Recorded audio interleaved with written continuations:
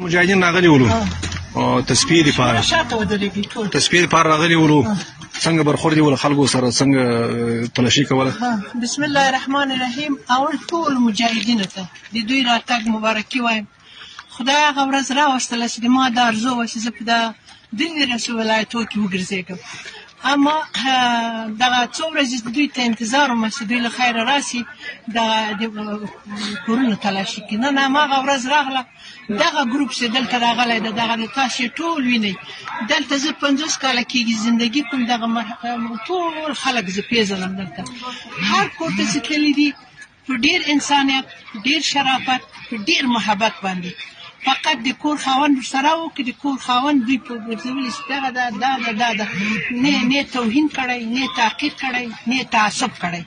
دلته موږ سره پنجشیري ورونه شته، تاجکان ورونه شته، هغه ته د وازاره ورور کور ده، دلته دا زه دلته یم، دغه ټولو سره یو رقم برخورد کړی.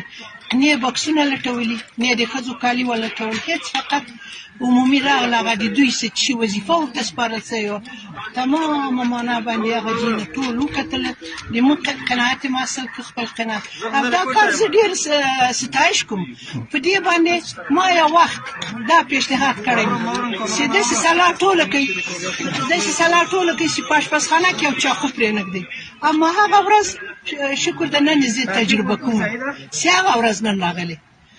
نو ما دغه پیشنهاد هغه وخت کې کړی، اما دا داسې شکر د دغه مجاهدین وروڼه دي، دوی د خدای موفق لري، دوی د خدای مایه لري، د دوی په هیڅ شي کې ما کوم تعصب ونه لیده. دغلته زه 50 کاله کېږي هغلته د موږ وروڼه دي، شمالي دي، دلته دي، هغلته د موږ هزاره وروڼه دي، دغه دا ټول کورونه.